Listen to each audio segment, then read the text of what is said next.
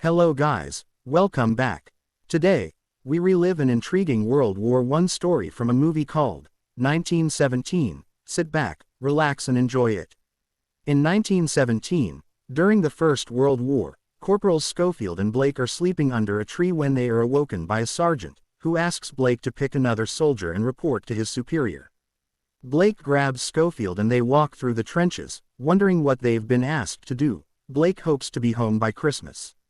They arrive at General Ehrenmohr's quarters. He assigns them on an extremely important mission. He wants them to cross over the German enemy territory. The Germans are retreating, but the move is a cunning trap to massacre chasing British soldiers. They have been chosen to get this extremely important message to Colonel MacKenzie, who is chasing after the retreating Germans in order to finish them off. Ehrenmohr explains that this is a mistake. The Germans are luring the British troops into a trap, and they will be decimated. Ehrenmohr has picked Blake because his brother is in the troop that will be attacking, and this mission puts his life on the line. Blake, determined to save his brother, agrees instantly to the extremely dangerous mission.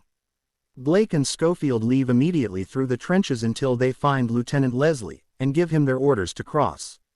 Leslie thinks it's an insane idea, but gives them instructions and directions on how to get through the former German line.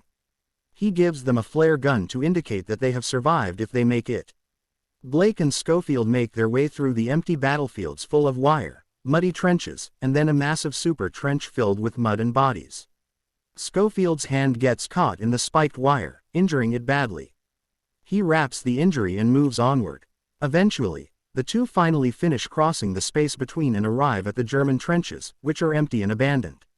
They go inside the underground and find the German barracks empty and crawling with rats. Blake finds a tripwire, and before they can react, one of the rats crosses the wire, causing a huge explosion that buries them underground. Schofield is fully buried, but Blake manages to wake him up and get him out so they can flee before the entire barracks collapse. Once out, Schofield angrily asks Blake why he picked him on this mission.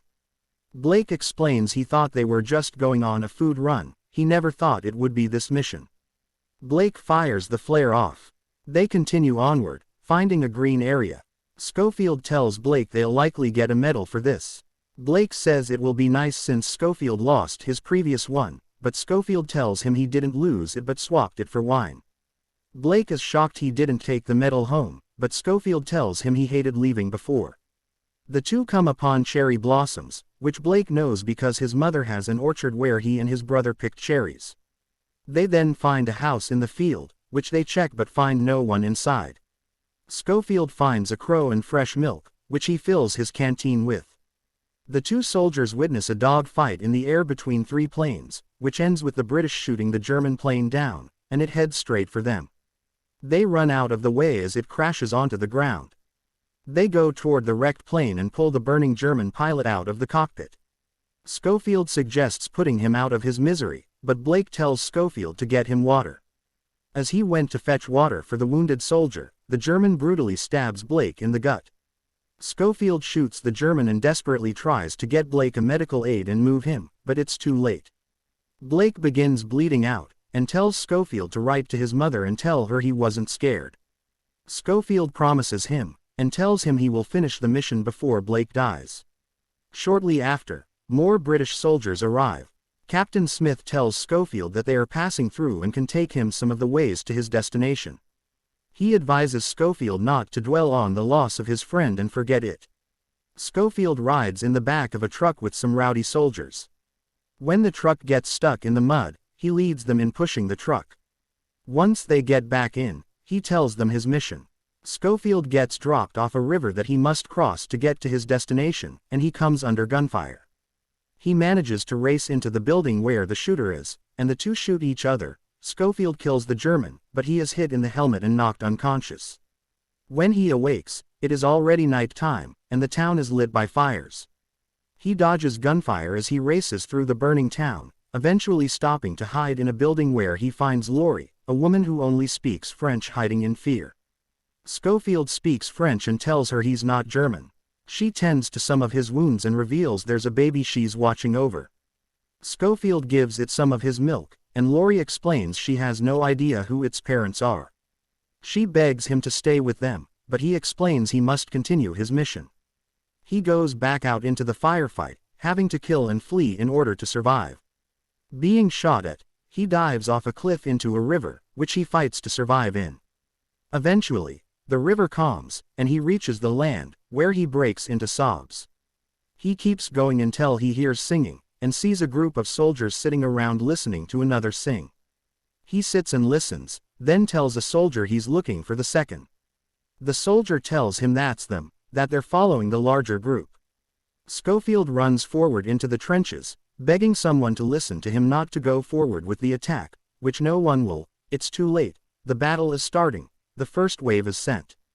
Schofield realizes the only way to reach MacKenzie fast enough is not to take the trenches, but instead run sideways across the active battlefield, which he does. He survives and gets back into the trenches and finds Colonel MacKenzie, who at first refuses to listen to him in full disbelief and insists that they are about to defeat the Germans. Schofield pleads with him to read the letter, which he finally does, and he orders his men to stand down. Schofield goes to the medical tents looking for Blake's brother. He eventually finds him, unharmed. Schofield breaks the bad news to him about his brother and gives him some of his belongings that he took with him. Blake is devastated, but pulls himself together and tells Schofield to get some food for himself. Schofield asks if he can write to their mother, and he agrees. He tells Blake that his brother saved his life. The two shake hands, and Schofield goes and finds a tree to sit under. He takes out a photo of his wife and of his children, looks at them, then closes his eyes. Thanks for watching. Please like, comment and share it. Don't forget to support me by subscribing to the channel and turning on the notifications so you get the latest uploads.